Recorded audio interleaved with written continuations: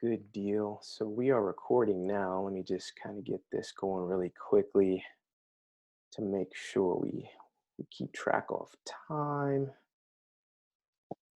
and all that good stuff.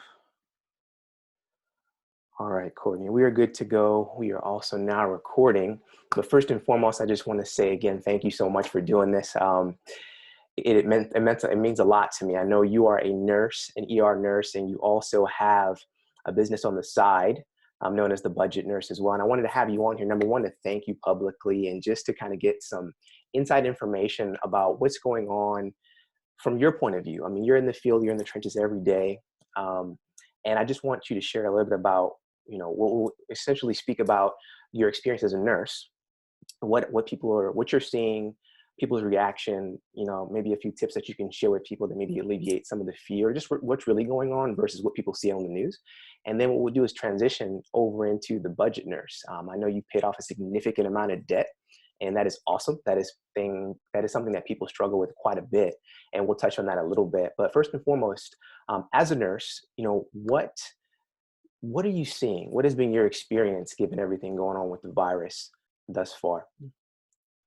So far with the virus, we have seen sick people. So people are really getting sick, Yeah. and it really doesn't matter the age. We're seeing old people. We actually are seeing a lot of younger people that are sick, meaning that they're like intubated and going to ICU type sick, and they're staying in ICU longer than a typical stay. So they're there for weeks in that unit. So it creates for us in the ER where we're holding more sicker patients in our unit versus being able to get them upstairs to where they should be to be taken care of by the ICU nurses. Overall, not everybody's sick. Of course, we have a lot of people that we're able to send home and they can self-quarantine at their house. With the testing that is now becoming more available, we're actually able to do rapid testings and to identify people a lot quicker so that they can self-isolate. But overall, I would say that the population is sicker than what we typically have been seeing. And I've been a nurse for 8 years working in the ER. Yeah. So one thing that I've read, and I think that's a question for me, is just a lot of the things that I've been seeing in the news. So number one, with the whole masks and gloves thing, in your professional opinion, number one, do you think it's necessary for everybody, number one, to wear a mask? I do. And gloves. Oh, okay, and gloves. No, go ahead. You do? Okay. I agree with the mask. Definitely agree with the mask. I think that should have been done from like the beginning, Okay. because the mask, it does so many things. It kind of helps you protect yourself and others. So if you're coughing, sneezing, because a lot of people don't have those etiquettes where they do cough into their shoulders and those type of things. So it protects everybody in that standpoint. It Mm. also protects people from putting their hands in their face, because I don't know, like on a daily basis, you don't realize how many times you touch your face, and that's where your germs are at. So the mask does help in that standpoint. I don't agree with the gloves in public. Mhm. Several reasons why. I think when people wear gloves, they get away from actually washing their hands Okay. or get away from using hand sanitizer, and they use the gloves as what they feel is a shield. And I have witnessed several times people wearing gloves and they go from touching maybe the cash register to their cell phone to their steering wheel. The next thing I know, I see them touching food and eating it. So I don't understand what the purpose of the gloves are, because you still need to have good hand hygiene. You need to wash your hands. You need to use a hand sanitizer. And I think with the gloves on, it kind of prevents people from doing those habits. Sure. So are you overwhelmed as a healthcare worker in the hospital? I know one big thing, the whole point of the quarantine and shutting down the economy essentially was to aid the hospitals and the being overwhelmed. So in your opinion, has it worked? And do Yes, you think it's slowed down so you guys can catch up and really service people to the best of your ability? You think that's been effective?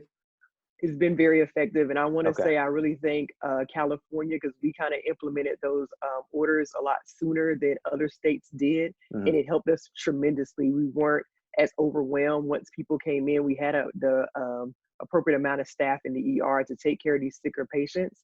Hmm. But I do have colleagues that are working in New York where they have been working literally day in and day out. And they are to the point where they were holding a lot of ICU or sick patients in the ER. Also, those nurses are taking care of multiple patients way outside of the ratio that we feel is a safe number for us to be able to care for at a time. So the stay-at-home orders did help a lot if they were implemented soon, Sure. before everything got crazy. Sure. So I'm not sure what it's like in California as far as reopening things, but here in Georgia, and I know you used to be here too, so I'm not sure if you knew that, but on next week, I believe, I just read it today, I believe as soon as Monday, they're going to start slowly opening different businesses in phases. In your opinion, do you think it's too soon? And also, as people start to integrate back into the community, um, I guess number one, is it too soon in your opinion? And I guess what can people do, I guess, to best protect themselves with something like that? What's your opinion on that? So if we look at the slope, it has started to somewhat flatten in some areas. Okay. It's, in my opinion, when we start, at some point, we're going to have to start opening things back up. We can't stay, completely isolated like this forever. Mhm. So I do feel that we will have a second rise in cases, just like you've seen in China. Because once Okay. they started to open things back up, then we did get another rise in the number of people that were having the virus. Mhm. I agree that it probably is a little bit too soon just because the testing is not as available as it should be. For Mhm. instance, we just started doing rapid testing, but the accuracy of it isn't 100% or nowhere close to 100%. So it's hard to say if you have the virus or not based off that test. And what's most important is to be able to test a large volume of people, Mhm. meaning having enough tests available so that you can quickly isolate people who do have the symptoms. So I personally feel until they get the testing situation under control, things should stay a little bit more Mhm. contained. But if you do, I know people need to get back to work to be able to take care of their family and their bills and things of that nature. So if you do have to get back out into the world, I definitely feel that you should take the precautions of wearing your mask.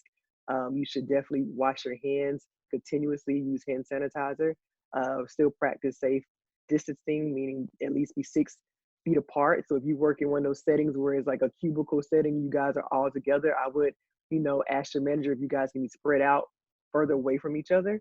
because people can have the virus and not even know that they have it and be asymptomatic. So that Sure. means they're going to spread it over to people. Sure. So if you get the virus, does that mean you are going to die? No, you're not going to die. That's what the news, so it doesn't give us a lot of the people who, lived and survived and they didn't need to be kept in the hospital or sent to ICU. There are plenty of people out in the community that have the virus, they self isolate. Mhm. I've talked to a lot of my colleagues, not a lot, but some of my colleagues who have contracted the virus, and I asked them about, how were they, how sick were you? A lot of them report that it was worse than having the flu. So if you ever had the flu, just think about that a little bit worser. The thing is, once you start having symptoms such as like shortness of breath, meaning you get out your bed and you walk to the bathroom and you can't catch your breath, those are things that you probably want to come on into the hospital.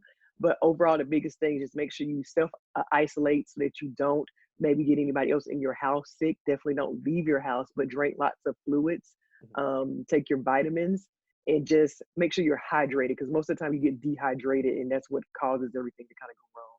Sure. And you mentioned earlier, you alluded to it, but the virus is not, is it age specific? I know there's been talk about it. Certain people are more susceptible, older, weaker immune systems.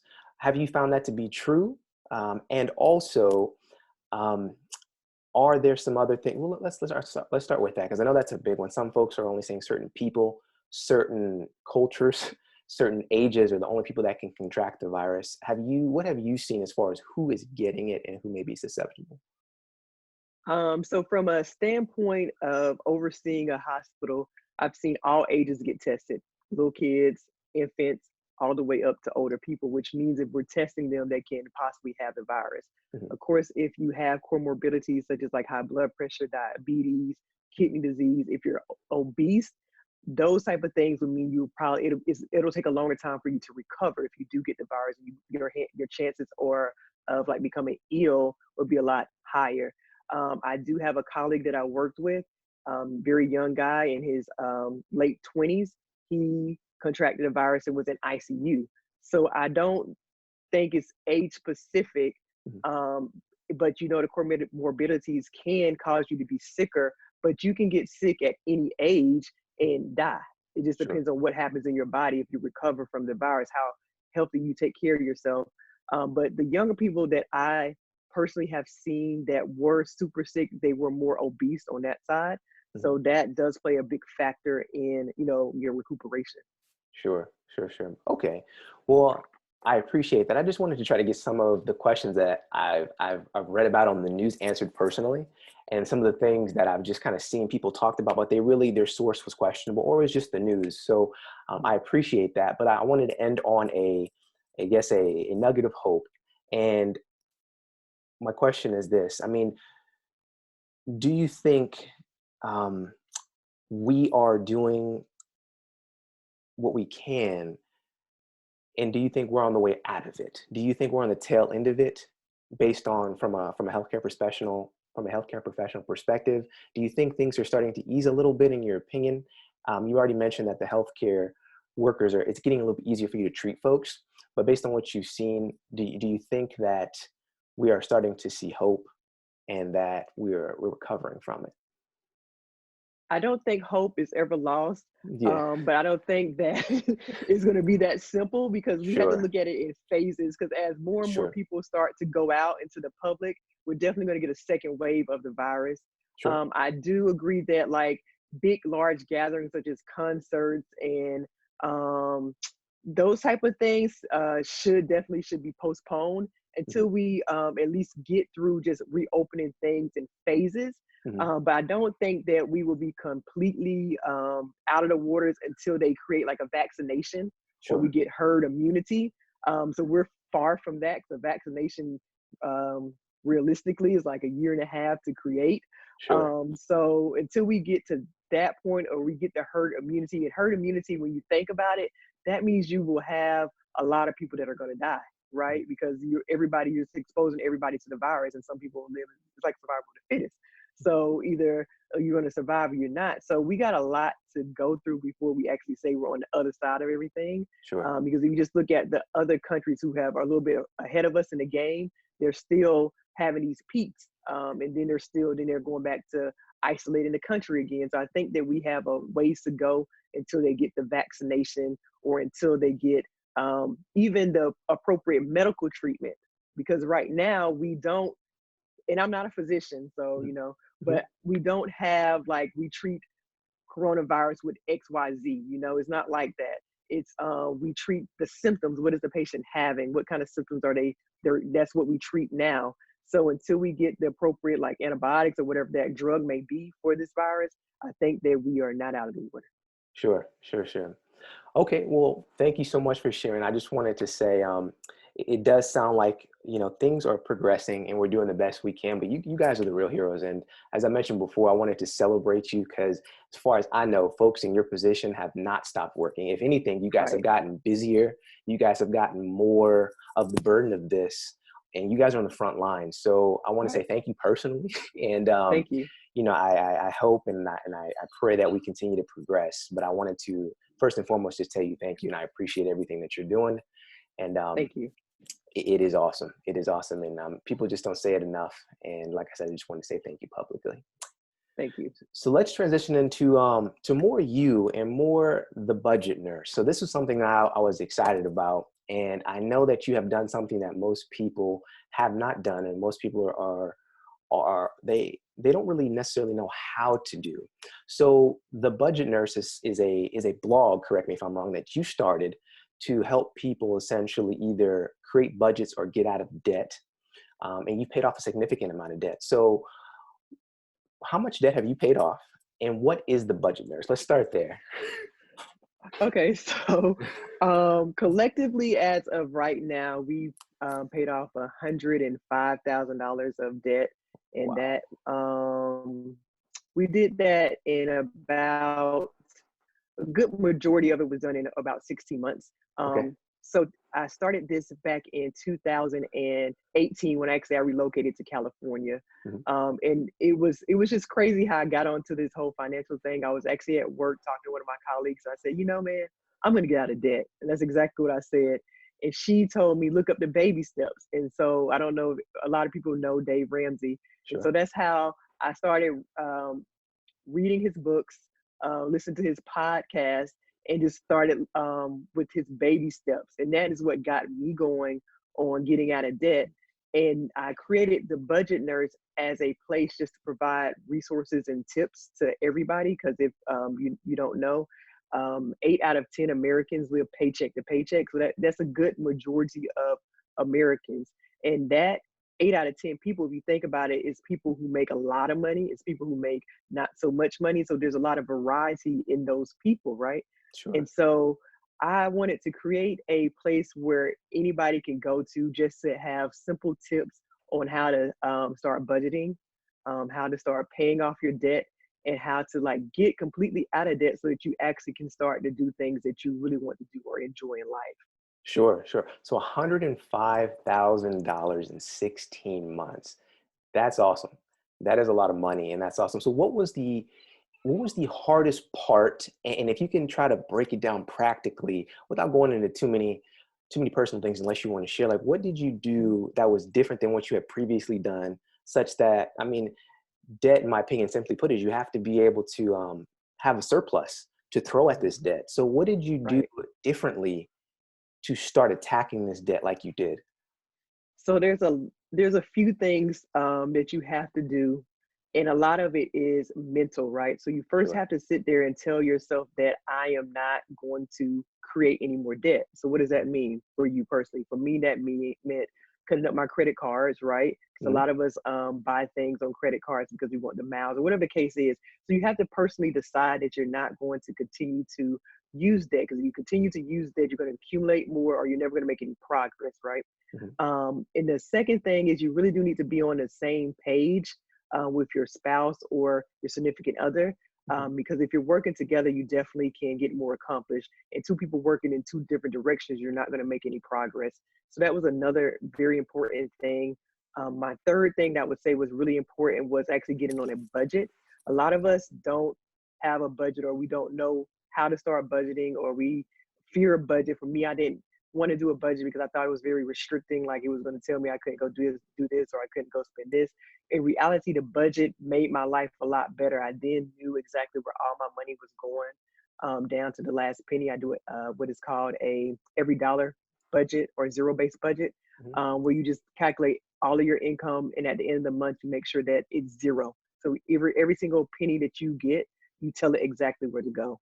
And so those were the biggest things that I would say that you really have to wrap your head around doing.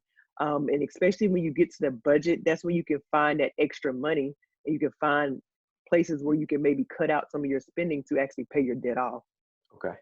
So did you do anything extra to increase your income, or did you simply attack it from the lowering expensive point of view, or both? Both. So Okay. as we talked about, I'm a nurse, so we have lots of work out here. Yeah. I have 2 jobs. I've always been a worker, so this isn't really anything like that was crazy that I did. I Yeah. just now stopped spending my extra money on purses and shoes and clothes and stuff like that. And I actually started taking that money and giving it a purpose now. So you definitely need to increase your cash flow if you want to get out of debt quickly, right? So Mhm. that means for most people, picking up a weekend job, or maybe driving for Uber, just different things to increase cash into the house. And if you have a husband or a wife or a spouse or a significant other, if both of you guys are doing this, the quicker you can get out of debt, right? You both work as much as you can. Like a typical week for me, just on normal, I'm working at least 52 to 60 hours. That's just a standard work week for me now. Mhm. Um, so those are just some things to do to increase the debt. And as far as paying it off, I started with the lowest thing. So I did what's called a debt snowball. I just listed Mhm. out everything that I personally, or every person that we personally owed, and we started at the bottom. So each time we would start with the person we owed the least amount of money to, and we Mhm. would pay that person off, and then take that money, just keep going on and on up the debt snowball. Sure. So Courtney, what kind of debt did you have, if you don't mind sharing? Was it all credit cards, student loans? What kind of debt did you have? So I'm normal. I had credit cards, student Yeah. loans, car loans, personal loans, A little any bit, a type of little bit and look everything. everything, anything that you could probably anything that somebody was gonna lend you, I would probably take it. Yeah. Because I feel like as a society we are debt is pushed on us so much in so many different angles, right? And if you ever think about your credit score, for instance, a credit score is just how well you manage debt and different variations of debt, right? Right. So the credit score, and if you ever get to a point where you actually pay off all your debt, meaning there's nothing even being reported on your credit score, it will go down to zero. So it's all about how you interact with debt. So um, I have a decent credit score now, but my goal eventually is to have it down to zero because I don't really want to have any debt. My goal in life is to have a pay for a home, because if you're at that place where you have all of your income is yours, you can do so much. You can actually get out here and give. You know, you can help people out who actually need it. You can take your money and invest it. It's so much as you can do if you're not giving all your money to the banks and to other people. Yeah, I like that. I like that a lot. And you're right. Paying off or having no debt opens up a lot of options. I believe it was Dave Ramsey who also coined this term. You know, if you, I believe if you live a certain way for a certain amount of time, you can begin to give and live like most people won't. I completely Right. butchered that quote, but I Yeah. think it's live a You kind certain of way. did, Yeah, but I totally yeah. destroyed it. If you know it, correct me. But I remember things in principles.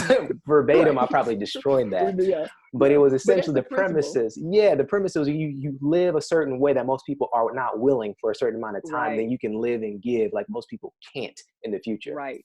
In my And own words. that's exactly what it means. So like, Yeah. for instance, like this phase of my life, yes, I love to go on a vacation, or I love to take my kids to Disney. I would love to do those things, but the phase that we're in right now is that sacrifice phase, right? So if Mhm. I just take, while I'm younger, take these few years and sacrifice and get out of debt, that means the next several decades of my life, I can actually live and give and do things that I want to do that I wouldn't be able to do if I didn't do this sacrifice now, right? Right, right. I like that a whole lot. So, lastly, why you kind of alluded to it a little bit, but most people go through life, they always have some debt. It's kind of something they just carry, and it's significant. I call it crushing debt or Right. liability debt their whole life. And they don't really formulate a plan to either get what they want financially, or they just kind of carry it and just kind of continue to live paycheck to paycheck. Why did you make up in your mind? Why was it so important to you to pay off your debt? Why was it such a, I don't want to say a bad thing, but why was it so intentional for you? Why did you make it like it sounds like it was a family plan? It was a family goal. What changed for you and why did that become important to pay off your debt? You just hit it on the nail on the head, right? So you said people go through life and they live paycheck to paycheck to paycheck. Mhm. At some point, you got to just get tired of that cycle, right? Yeah. So I got to a point where I was just tired of that cycle. I'm tired of giving. I sit here and work in this hospital, right? Taking care of people. This is not easy work. This is hard work. Do I want to do this vicious cycle the rest of my life until I'm 70 or 80 years old? No, I don't want to do that. So I got to a point where I was just tired of working so hard, not having anything to show for it, but maybe a nice purse or a nice pair of shoes or the car that I drove. Like I got to a point where I was tired of that. You also have to get to a point where you don't care what other people think. Because I think as America or as a society, or even specifically in our Black culture, we are so caught up on what other people think about us. Like, Mhm. what do they think about what I have on, or what do they think about what I drive? You have to get over what do other people think about me and be content with your own life. Like I could care less what Susie down the street thinks about my Prius that I drive to work. I don't, things like that. You just gotta get to a point where you don't care what other people think. Right. Because there's a lot of research out here. And Dave Ramsey, they did a research on millionaires. It's a really good book you should read, Everyday Millionaire. They interviewed like 10,000 millionaires, and they give you the picture of how a millionaire looks, and it's not the person that drives the Porsche or the BMW or the Mercedes, who lives in the apartment complex, who has all these leased and all this debt. That's not what a typical millionaire looks. They drive a 2 to 3 year old vehicle. Right. They pay their house off in 10.7 years. Yeah. And that's the people I'm trying to be like. I want to be Right. like those people, right? So Right. you look Like at like that's like yes, you know what's up when you live like that. You're absolutely right. So right. I haven't read that book, but I have been through Financial Peace University. It was phenomenal, by the way. Uh-huh. Yeah, I took it a few years ago through my church. So a lot of what you're touching on, it's a great refresher, but it's awesome. I haven't read the book though. However, on his YouTube channel, they have a Hmm. series called Everyday Millionaire, and they interview people. Right. And you're right. When you look at these folks, it's like, really? But when they Right. start to tell their stories and some of the things that they were doing, it's like, you are amazing. And you would never know. They just look so simple, but Right. yet it's like they're millionaires, and it's very, very phenomenal. But I'm a big fan of. I'm more of a visual consumer and audio. I'm not a big reader. Uh-huh. I don't want to say I'm ashamed to say, but I'm more of a I listen and I watch. So I came across that YouTube channel, and I have consumed probably 10 or so of those series on his YouTube channels. I think it's titled the same thing, Everyday Millionaire or Millionaire. Yes. And Uh-huh. it's awesome. It is awesome. I completely agree. It's good just to hear that it's still possible, because if Mhm. you talk to, your everyday people that you interact with, a lot of people think that it's not possible to be a millionaire. People think Mhm. you'll always be in debt. People think Mhm. that, this is the way of life. So you have to start surrounding yourself with people who think differently, Sure. so that you can still see there is a possibility to get there.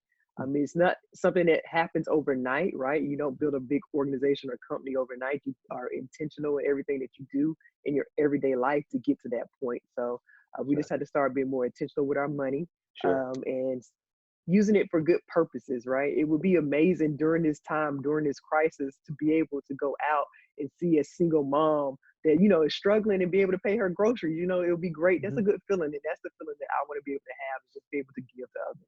Sure. So let me ask you, month to month, and we're wrapping up here. We're coming to a close. But let me ask you, month to month, your payment that you threw at this debt, was it always the same number, or did it vary? Like, was it always pay So like $1,000 every single month, or did it go up and down depending on your income? it went up and down depending on my income. So Okay. I don't want to. Ramsey is very intense, and I will say I'm a little bit more lax than I should be at times.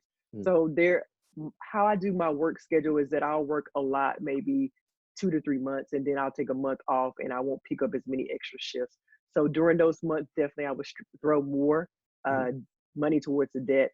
Also, like bonuses, Mhm. all that goes to debt. So there's some months if I got a bonus or something, I throw more money to it. Mhm. So anytime I had any extra money, I would definitely throw it towards the debt. So it does fluctuate just depending on how much extra work you pick up, and it should be the same for anybody. um Make sure that when you do your budget, you incorporate things that may come up, such as like car tags or Mhm. car repairs. You have to account for those things as well, or maybe even birthday parties for your kids. Mhm. So doing the budget will kind of give you an idea what you can consistently throw at it. And depending on how quick you want it done, you'll know then like how much extra you need to work to then conquer that goal in the amount of time that you want to do it. Right. And I even think another thing that you said is key is temporary. You did it for 16 months, and it sounds like a long time in the beginning, but now you're on the other end of it and you paid off $105,000. That's in less than 2 years. That's awesome. Right. That's phenomenal. And just, I guess, the most intimidating thing that I've heard is just it seems like a mammoth task at the beginning. And it just seems like so much of your money is disappearing. And I Mhm. think when you keep in mind, number one, how intentional you are, but also that it's a season, it's a chapter in your life. It's not like you're going to be doing it for the rest of your life, especially if you're as intentional as you were. Right. And Yeah. so, and you have to just think about, start dreaming, right? Yeah. Where do I see myself in the next 5 years? And if you start thinking in those types of thoughts, it's Mhm. easier to get through any like challenge, right? So think Sure. about where you're trying to go, and that's your why. Once you get the why, then you'll get the momentum and the gas to get there. Sure. Well, Courtney, this has been awesome. I really, really appreciate you sharing. And just again, I can't celebrate you enough, not only because of what you do for work and given the situation we're in, but transitioning over to something you've done personally. That's a phenomenal story, paying off, like I said, $105,000 in debt in 16 months. That's awesome. So I know you have a blog. If people want to check that blog out, or if you're open to it, if people want to contact you, where can they find you and how can they reach out to you? Um, and where So can they I'm find most you? Yeah. active on Facebook. I have a page called The Budget Nurse. You'll find me there. Mhm. There's a lot of resources there that you can, while people at home just look through. I did a little series on borrowing or cashing out your 401k, which is a hot topic right now for a lot of people being out of work. So Mhm. you just find little tips on maybe even saving money at the grocery store. So you can find that on that page. It's called thebudgetnurse.com. You can also find me on Instagram. It's at the budget nurse. And it's pretty much the same content. Mhm. Just throughout the days, I post a little bit more in Facebook, so you'll find me there more frequently. And you can always, of course, send me an inbox message if you have any questions you want me to answer. Sure. Definitely just reach out through me. Awesome. Well, thanks again, Courtney, and I will talk to you soon, okay? Take care. All right. Thank you. Okay, bye-bye. Bye.